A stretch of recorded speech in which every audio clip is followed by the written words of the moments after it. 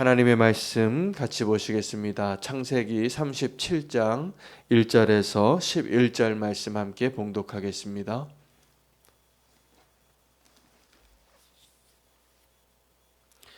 창세기 37장 1절에서 11절 말씀입니다. 야곱이 가나안 땅 곧 그의 아버지가 거류하던 땅에 거주하였으니 야곱의 족보는 이러하니라. 요셉이 17세의 소년으로서 그의 형들과 함께 양을 칠 때에 그의 아버지의 아내들 빌하와 실바의 아들들과 더불어 함께 있었더니 그가 그들의 잘못을 아버지에게 말하더라. 요셉은 노년에 얻은 아들이므로 이스라엘이 여러 아들들보다 그를 더 사랑하므로 그를 위하여 채색 옷을 지었더니 그의 형들이 아버지가 형들보다 그를 더 사랑함을 보고 그를 미워하여 그에게 편안하게 말할 수 없었더라. 요셉이 꿈을 꾸고 자기 형들에게 말하매 그들이 그를 더욱 미워하였더라. 요셉이 그들에게 이르되 청하건대 내가 꾼 꿈을 들으시오. 우리가 밭에서 곡식단을 묶더니 내 단은 일어서고 당신들의 단은 내 단을 둘러서서 절하더이다. 그의 형들이 그에게 이르되 내가 참으로 우리의 왕이 되겠느냐 참으로 우리를 다스리게 되겠느냐 하고 그의 꿈과 그의 말로 말미암아 그를 더욱 미워하더니 요셉이 다시 꿈을 꾸고 그들의 형들에게 말하여 이르되 내가 또 꿈을 꾼즉 해와 달과 11별이 내게 절하더이다 하니라. 그가 그의 꿈을 아버지와 형들에게 말하매 아버지가 그를 꾸짖고 그에게 이르되 내가 꾼 꿈이 무엇이냐 나와 내 어머니와 내 형들이 참으로 가서 땅에 엎드려 내게 절하겠느냐. 그의 형들은 시기하되 그의 아버지는 그 말을 간직해 두었더라. 아멘. 하나님의 말씀입니다. 이제 야곱의 이야기에서 이야기의 내용이 요셉의 이야기로 넘어가고 있는 아주 중요한 본문입니다. 요셉의 인생은 그리스도의 구원자의 역할을 하는 그 삶을 살아냈던 한 사람의 이야기이기도 합니다.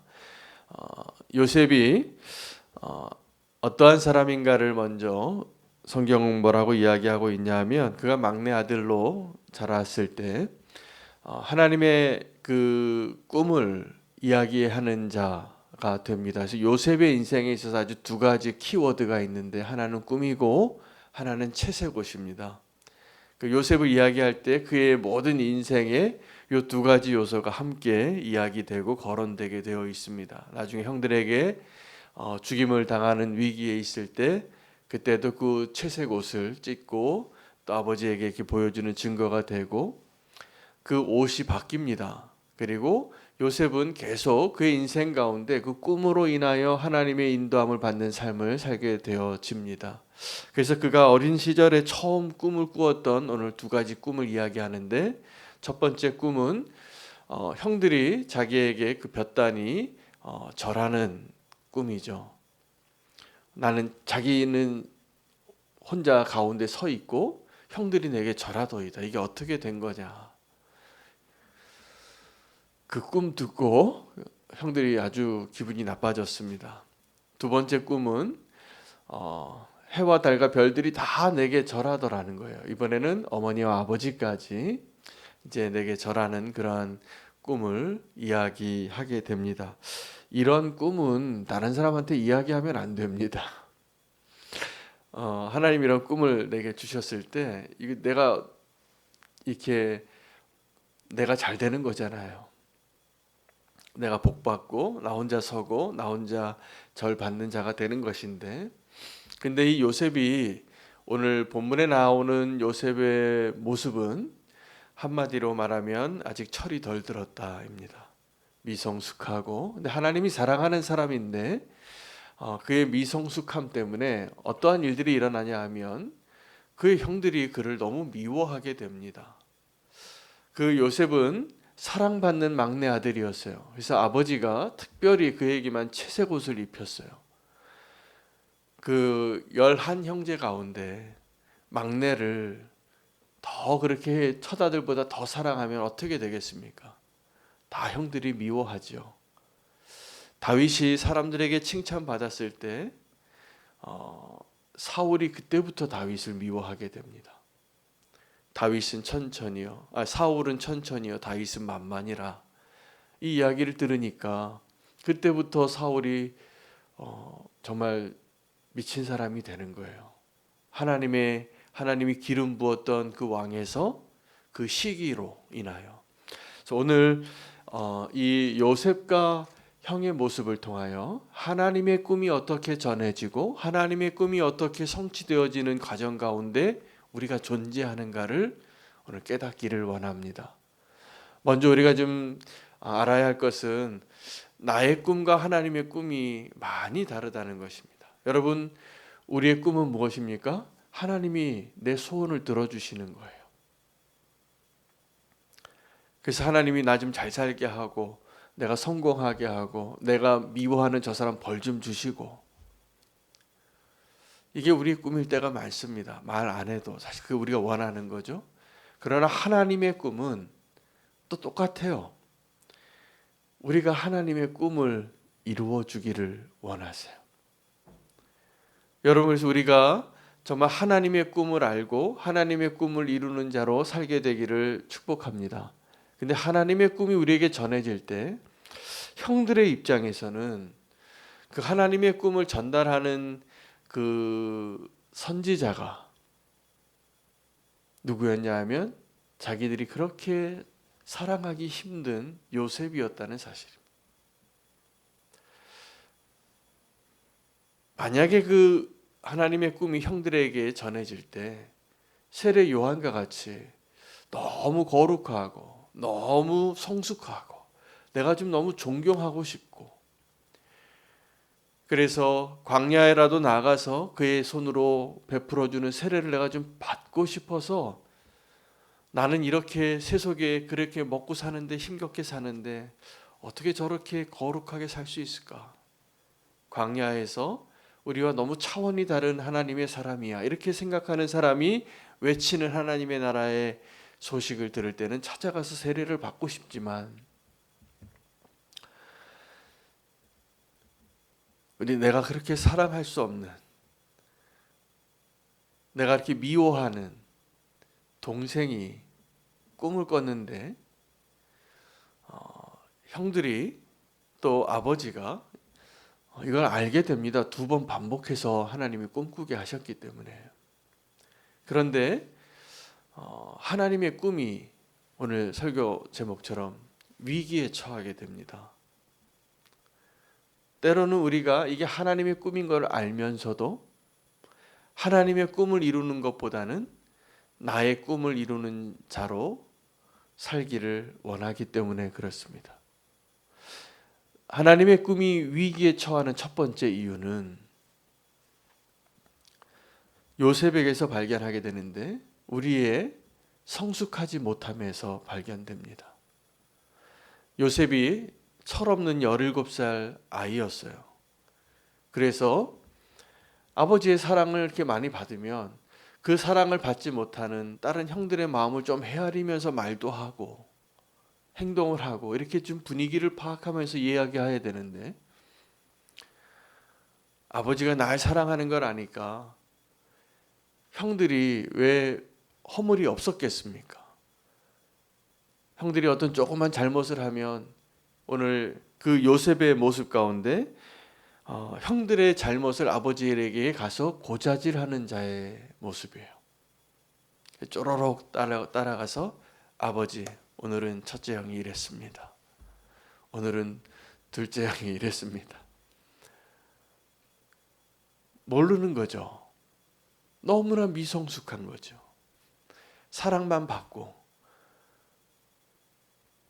우리는 이 요셉 같은 사랑 너무 많이 받아서 아직도 그 집안 형제들 가운데 어떻게 자기가 처신해야 하는지를 알지 못하는 요셉이 너무 많아요. 그 세상이 나를 중심으로 돌아가기를 원해요. 내가 요셉인 거죠. 말은 안 해도 우리 가운데 다 요셉과 같은 모습이 있습니다.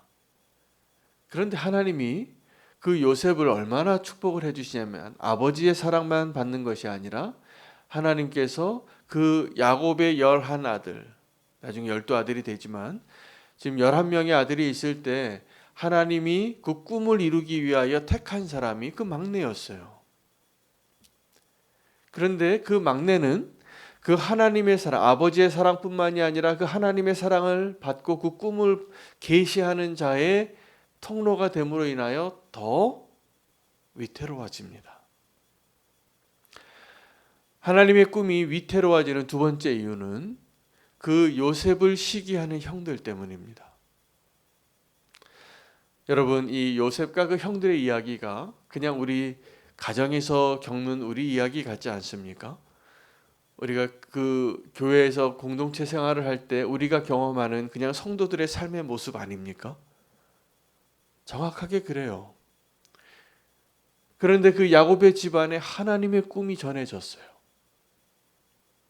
그 하나님의 꿈이 전해질 때 하나님의 꿈이 위태로운 이유는 그 하나님의 꿈을 받아낸 사람이 너무나 미성숙하기 때문이고, 또 위태로운 이유는 그 하나님의 꿈을 시기하는 자로 살기 때문입니다. 오늘 우리가 이 두 가지 장애물을 잘 극복하고 하나님의 꿈이 오늘 우리 안에서 다시 한번 확정되어지고 그 꿈이 성취되어지는 그 놀라운 축복을 우리가 놓치지 않게 되기를 원합니다. 하나님은 그 야곱의 집안에 그 하나님의 꿈을 허락하신 거예요.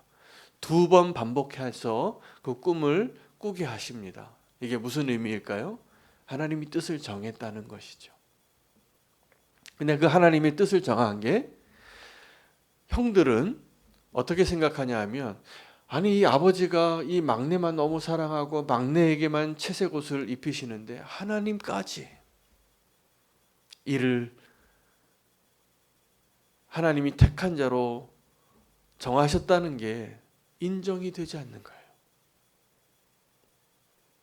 그래서 나중에 이 형들이 하나님의 꿈을 미워하는 자가 됩니다. 그 요셉을 죽이고 싶어 하잖아요. 근데 이 형들이 이 요셉을 죽이고 싶을 때 아주 중요한 말을 한마디 합니다. 자, 하나님의 꿈이 어떻게 되는가 한번 보자. 완전히 하나님의 꿈의 반대편에 서는 자가 된 것이죠. 이게 하나님의 마음을 아프게 합니다. 왜냐하면 하나님은 지금도 우리가 그 하나님의 꿈을 이루는 통로가 되고 하나님의 꿈을 성취하는 자가 되고 하나님의 꿈을 이룸으로 인하여 우리가 함께 하나님과 기뻐하는 자가 되기를 원하십니다. 그런데 우리의 시기심 때문에, 우리의 미성숙 때문에 하나님의 꿈을 대적하는 자의 역할로, 하나님이요 이걸 다 아시는 거예요. 그 형들이 나중에 이 막내 동생 요셉에게 절합니다. 왜요? 온 세상에 다 기근이 임했는데 요셉이 총리가 되었기 때문이죠. 그런데 이 형들이 진정으로 요셉에게 머리를 숙이게 되는 일은 언제 일어나냐면 그 아버지 야곱이 죽었을 때예요. 야곱을 장례하는 그날에 형들이 두려워합니다. 근데 그 형들이 두려워할 때 요셉이 이 아주 중요한 멘트를 해요. 내가 형과 형들의 자녀들을 다 돌보겠다고. 내가 하나님을 대신하겠느냐고. 내가 하나님처럼 하겠느냐. 하나님의 자리가, 하나님의 모습이 내가 아니라고. 그때 형들은 정말 그때 하나님이 맨 처음에 이 요셉에게 꿈꾸게 했던 그 일들이 그 형들의 마음에 진심으로 요셉을 향하여 진정으로 머리 숙이는 형들이 되어집니다. 여러분, 우리가 꿈꾸는 것이 이루어지는 날이 있으셨을 겁니다. 열심히 공부했는데 좋은 대학을 들어가거나, 열심히 내가 저 집 하나 장만하고 싶었는데 마침내 그 집에 들어가거나, 아니면 내가 오랫동안 준비하고 꿈꾸고 성취하고 싶었던 어떤 목표가 성취되어졌을 때 기쁘겠죠. 여러분, 내 꿈이 이루어질 때 기쁜 것과 하나님의 꿈이 이루어질 때 기쁜 것과 무슨 차이가 있을까요?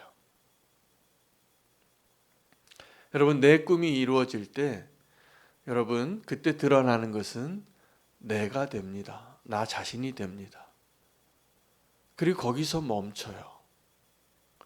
근데 하나님의 꿈이 이루어질 때는 나를 통하여 반드시 누군가가 하나님의 축복을 경험하게 되어질 것입니다.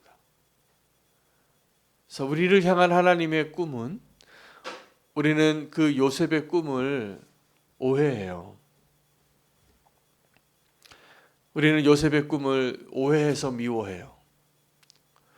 요셉이 내가 그에게 굴복하고 절하는 그러한 자가 되는 것이 싫어서, 내가 동생에게 어떻게 머리를 숙이는가, 그건 있을 수 없는 일이라, 내가 정말 원하지 않는 일이라 이렇게 생각을 하게 되어지지만, 하나님은 그 요셉을, 그 야곱의 집안 가운데 가장 막내였던 그를 택하여 형들이 고개 숙이게 하고 온 세상이 그 시기에 그 총리가 되어진, 애굽의 총리가 되어진 요셉에게 무릎 꿇게 하고 경배하게 함으로 누가 구원자이신가, 또 하나님이 원하시는 것이 무엇인가를 드러내게 하셨습니다.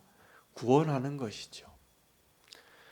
여러분, 우리의 꿈은 내가 성공하고 내가 잘되고 내가 복받는 것이지만, 하나님의 꿈은 우리를 통하여 누군가가 복받게 되는 것임을 꼭 아셔야 됩니다. 이게 아브라함에게 약속하신 복입니다. 그리고 오늘 이 요셉에게 꿈꾸게 하시고, 오늘 본문의 마지막 절에 굉장히 중요한 그 가정 안에 두 가지 반응이 나타나는데, 11절 말씀입니다. 그의 형들은 그 요셉의 꿈을 인하여 시기하되 그의 아버지는 그 말을 간직해 두었더라.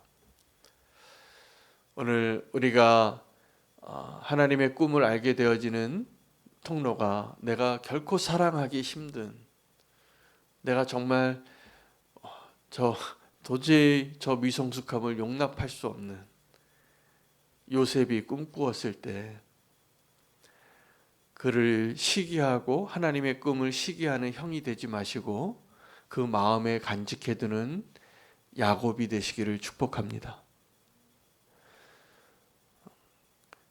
그 꿈이 지금 내가 이해되어지지 아니하고 내가 원하는 바가 아닐지라도 하나님께서 그 꿈을 통하여 우리의 삶을 인도하는 것이기 때문에 그렇습니다. 여러분, 꿈은 오늘 나의 삶을 살게 하는 소망이 되고 이유가 됩니다. 여러분, 지금도 내가 사는 이유, 그 꿈이 없으면 오늘 사는 재미가 없잖아요. 내가 꿈꾸는 것, 여러분, 지금 내가 꿈꾸는 것이 무엇입니까? 근데 하나님이 놀랍게 저와 여러분의 삶 가운데 행하시는, 택함받고 구원받고 언약의 백성들에게 하시는 것은 나의 꿈이 얼마나 헛된 것인가를 가르쳐 주시고 하나님의 꿈이 얼마나 소중한 것인가를 드러내시는 것입니다. 우리가 그 과정 가운데 있습니다. 예수님은 그 일을 겟세마네 동산에서 그 몇 시간의 기도를 통하여 그것을 결론을 내셨지만, 우리는 여전히 나의 꿈과 하나님의 꿈 사이에서 나의 꿈을 내려놓고 하나님의 꿈을 위하여 살아가는 그 과정 가운데 살아가고 있는 것입니다. 저도 생각해 보니까 제가 나의 꿈을 위해서 살던 시기가 있었고, 지금도 여전히 부족하지만 지금도 주의 길을 가면 저도 순간순간 내가 하고 싶은 것, 내가 꿈꾸는 것을 하고 싶을 때가, 그런 생각이 들 때가 많아요. 근데 그때마다 하나님의 꿈으로, 하나님이 원하시는 것으로 그 꿈을 바꾸는 일이 이제는 고통이 아니라 정말 하나님을 알아가는 좋은 소중한 기회가 되어지고, 그것이 나의 기쁨이 되어가는 것이 더 많아지는 것을 경험하게 됩니다. 우리 청년들 가운데 한 청년이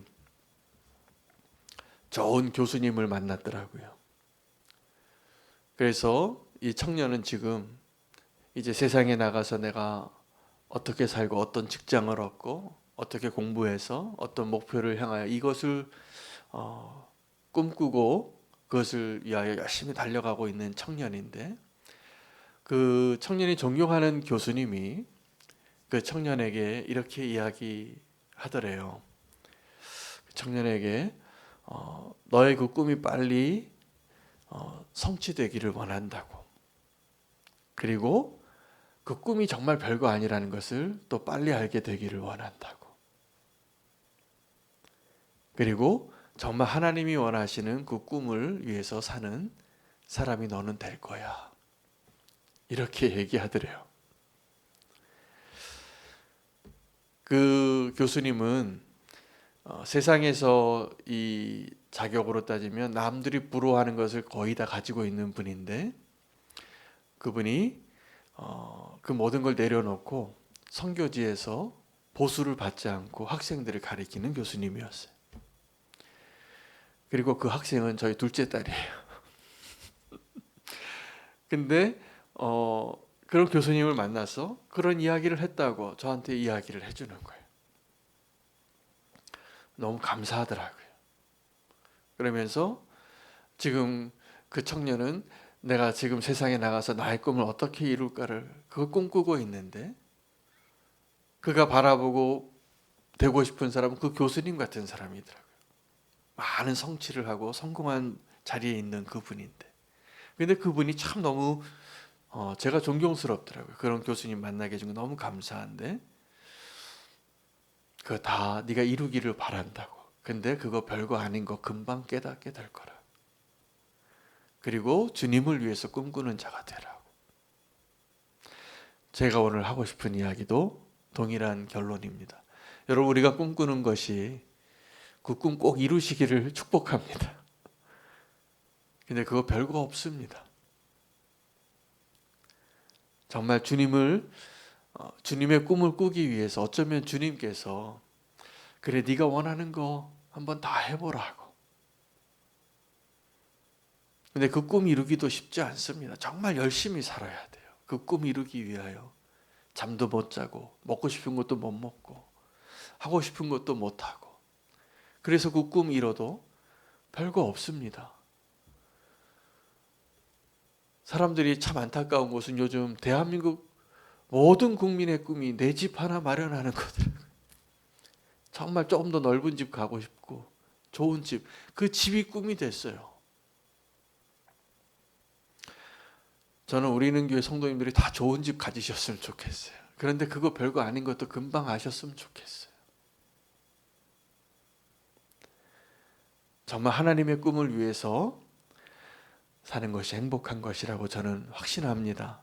그리고 오늘 주님이 우리에게 주시는 그 메시지도 동일합니다. 나의 꿈이 하나님의 꿈에 장애물 되지 않기를 우리가 결단하며 기도하기를 원합니다.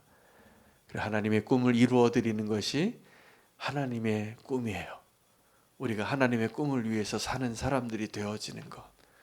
오늘 그 꿈을 꿈꾸며 오늘 우리가 소망으로 함께 기도하고 결단하며 나아가기를 원합니다. 오늘 함께 말씀 붙잡고